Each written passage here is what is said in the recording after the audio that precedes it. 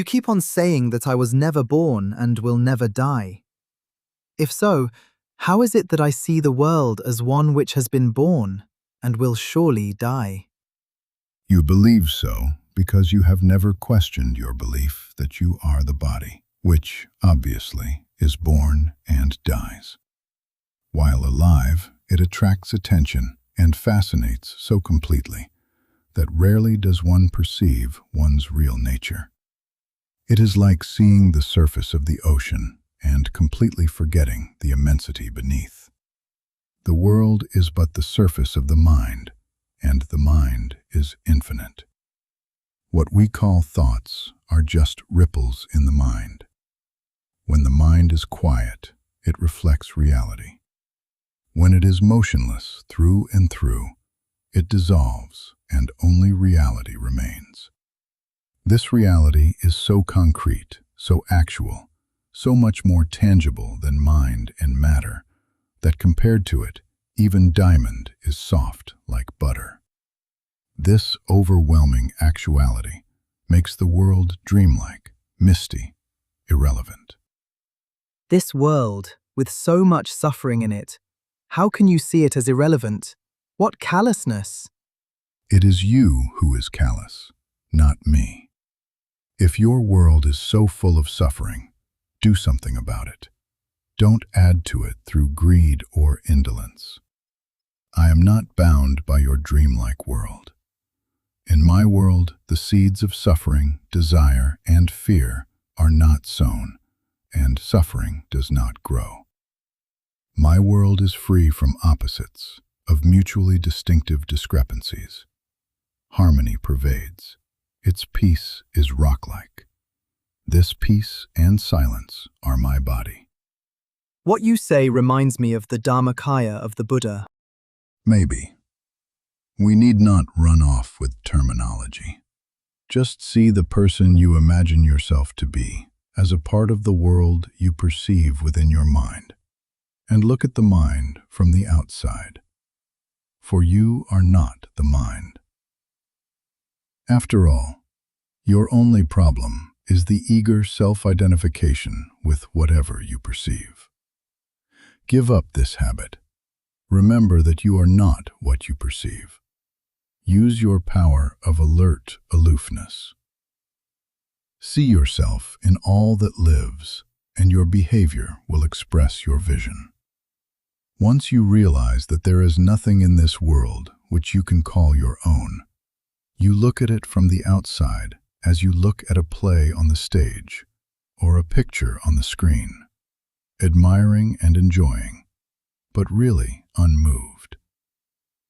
As long as you imagine yourself to be something tangible and solid, a thing among things, actually existing in time and space, short-lived and vulnerable, naturally you will be anxious to survive and increase.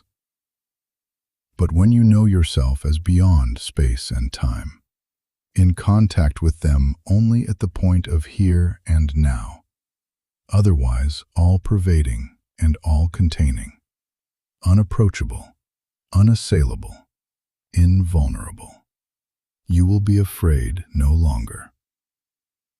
Know yourself as you are. Against fear, there is no other remedy.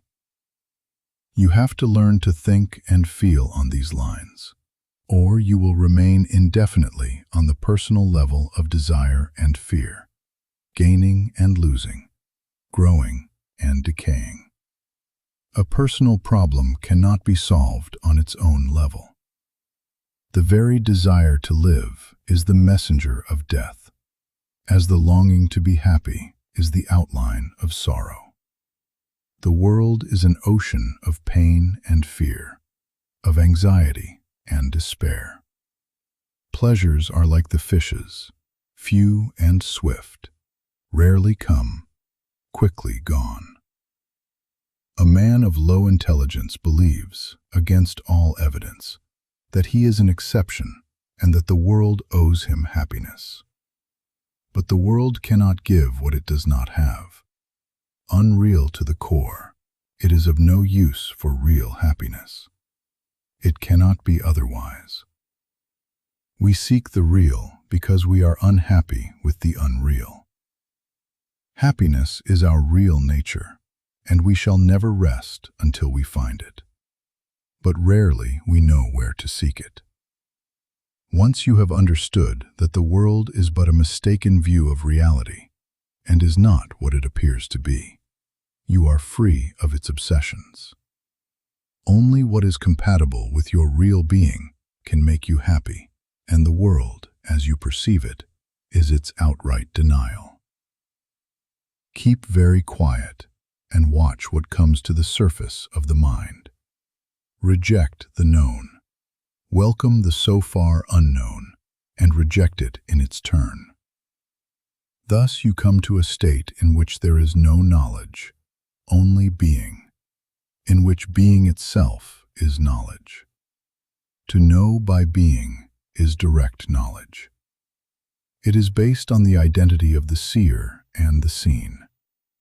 Indirect knowledge is based on sensation and memory, on proximity of the perceiver and his percept, confined with the contrast between the two. The same with happiness. Usually you have to be sad to know gladness, and glad to know sadness. True happiness is uncaused, and this cannot disappear for lack of stimulation. It is not the opposite of sorrow. It includes all sorrow and suffering.